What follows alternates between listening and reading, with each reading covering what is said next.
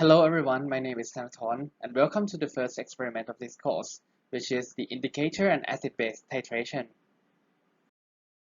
Let me first introduce you to the acid-base indicators.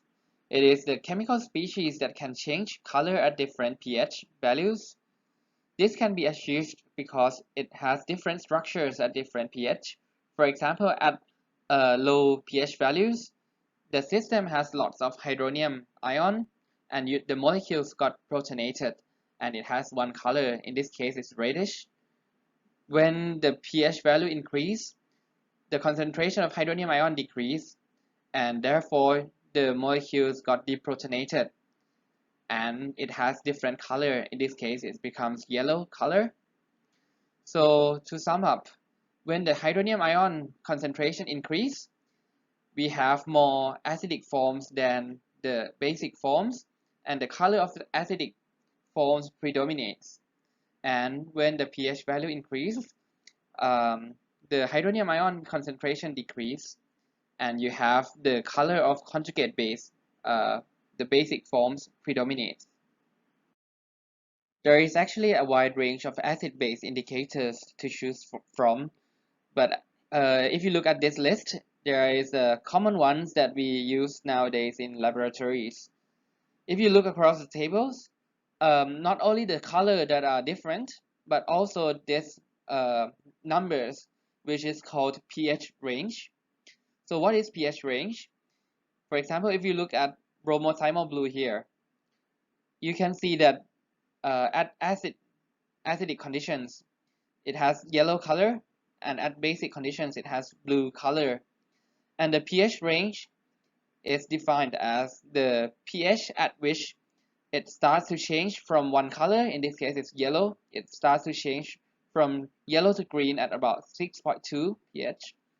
And the final number is when it stops changing at blue color. So you can see it turns blue at pH 7.6. In this experiment, there are a total of 3 parts. The first one, there are 2 subparts, which are pH range of some indicators and the indication of pH of sample solution using colors of indicators.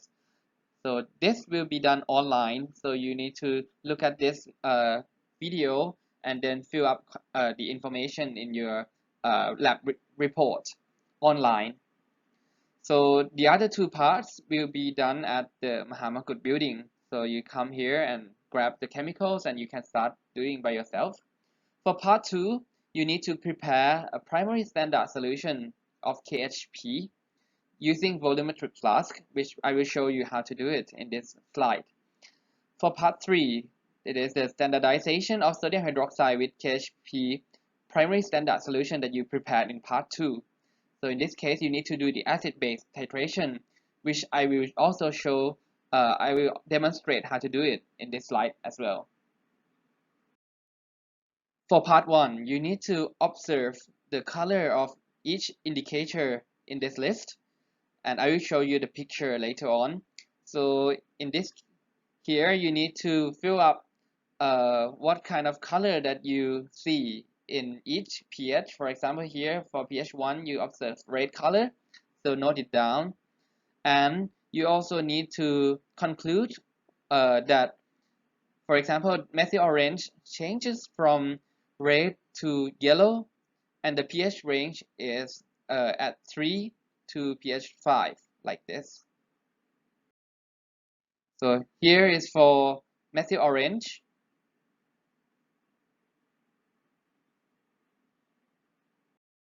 Here is for bromothymol blue.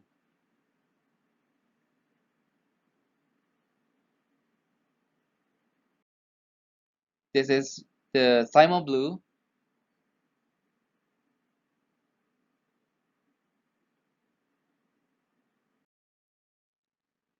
This is the color of methyl red at different pH.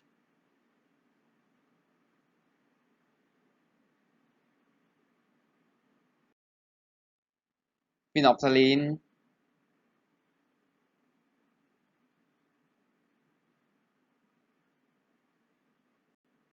And finally, universal indicator.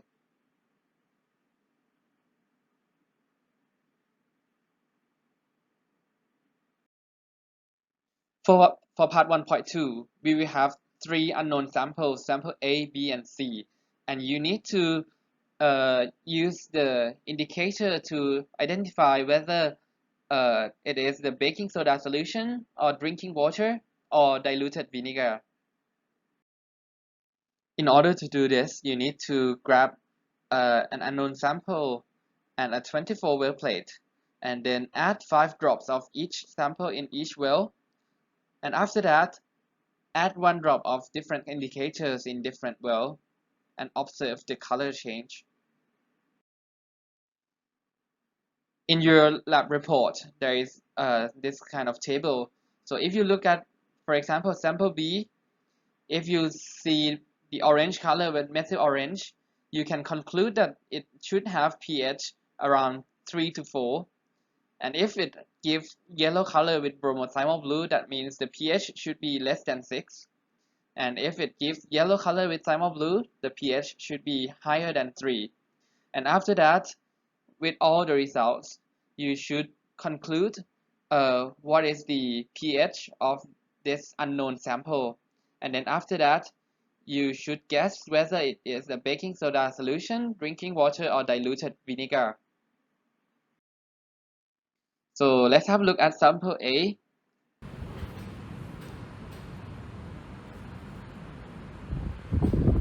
Here we are dropping the unknown solution into different well plates.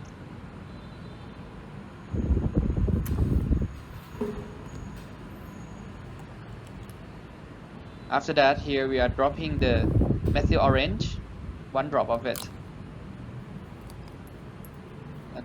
And then bromothymol blue.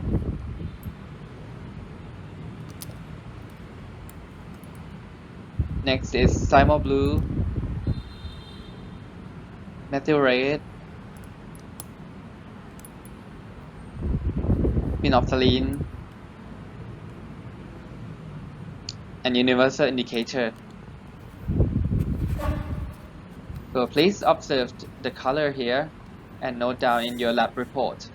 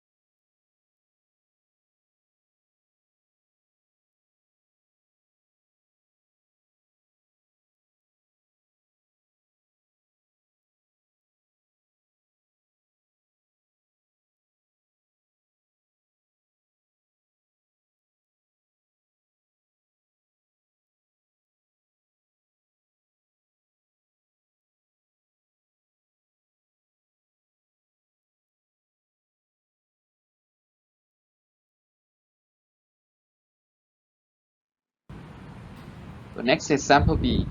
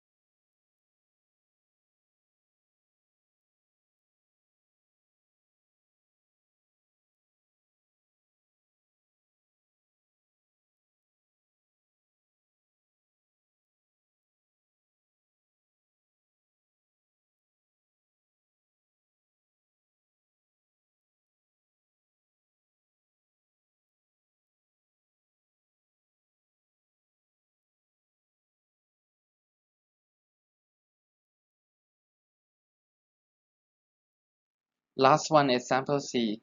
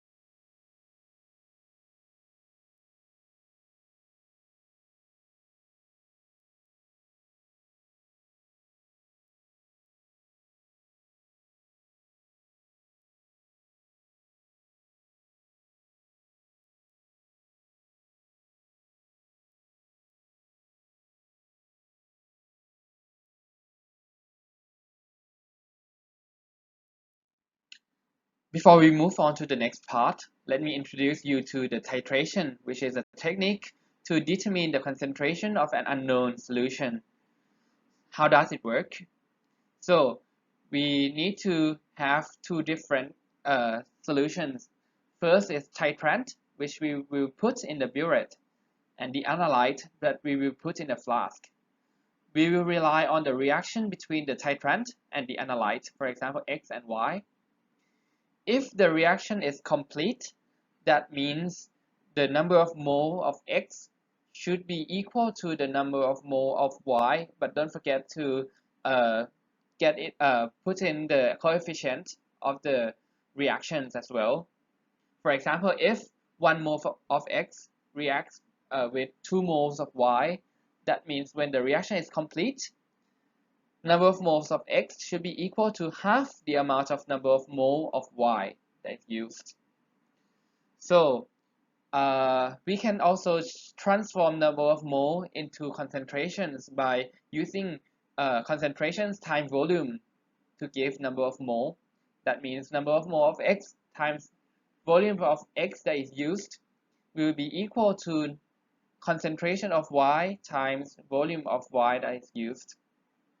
And for this case, if we know the concentration of the titrant that we put in, and if we know the volume that we use by reading the volume used in the burette, we will know these two values. And for these two values, if we know the volume of the analyte that we put in by using the pipette technique, then we can calculate the concentration of this unknown solution. On the other hand, we can do this the other way around as well.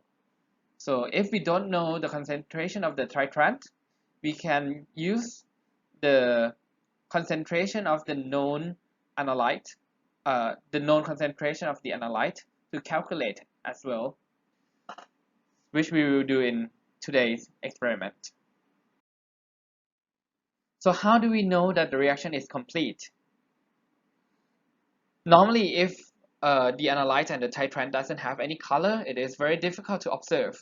But luckily, we have the indicator that can be used to determine the equivalence point.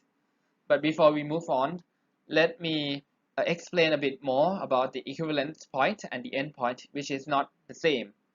Equivalence point is the point at which the reaction is complete. But the end point means that the point at which the indicator changes color. This is different if the indicator changes color when at the different pH of the equivalent point. For example, if we have the strong acid and strong base react to each other, the equivalence point should be at pH 7. But for example, if we use thymal blue, which has pH range of 1.2 to 2.8, the end point here will not be the same as the equivalence point in this titration. So in this case, probably we need to use the phenol red, which has the pH range of 6.4 to 8, so it will cover the pH change at the equivalence point. So the underlying message here is that we need to use an indicator that we have the endpoint at or very close to the equivalence point. So let's move back to the experiment today. As I mentioned earlier, we need to know at least one of the concentration, either at the analyte or the titrant. So normally before the titration, we need to prepare a standard solution, primary standard solution, which is the solution that with the exact concentration that we can use for the calculation. And this can be prepared by using volumetric flask, which we will do it in part 2, okay, for the primary standard solution of KHP chemicals. So for the experiment in part 2, we will have the demonstration video that is posted in Blackboard as well, so don't forget to check out. You will get the KHP, so don't forget to record the mass, exact mass of it. And then you need to transfer into the volumetric flask and then rinse it with the distilled water, and then fill up about half of the volumetric flask with the distilled water. And then you need to swirl until all the solid dissolved. After that, you need to fill up the volumetric flask until it nearly reaches the mark. And when it nearly reaches the mark, you need to use the glass dropper to adjust the final volume so that the meniscus reaches the mark exactly like this. Okay, and after that, stopper the volumetric flask and then invert it repeatedly until it well mixed, and then you can calculate the concentration of this solution to be used for the next titration step. Don't forget that the volumetric flask has 2 decimal places, so it can be like 100.00 milliliter. So for the calculation, please don't forget to pay attention to the significant number as well. For the next part, once you have already prepared the KHP primary standard solution, you get the sodium hydroxide solution in a bottle, which in this case is your secondary standard solution that you still don't know the concentration yet, but we will use the titration technique to determine the concentration of this sodium hydroxide solution. For the preparation of burette, we also have the demonstration video on Blackboard, so don't forget to check it out.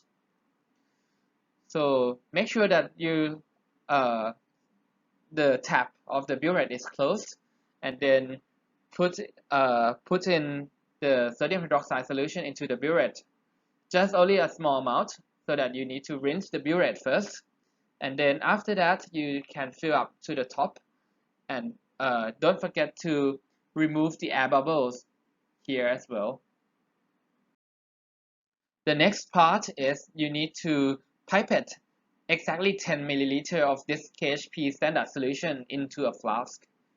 So you need to use a pipette, and don't forget to rinse it before use, and then transfer into a conical flask, and don't forget to add 2 drops of phenolphthalein indicator. The use of pipette, I have already uploaded the demonstration video, so check out in the Blackboard as well. Okay, and you can use this for the titration with the sodium hydroxide, and the endpoint should change from colorless to pale pink.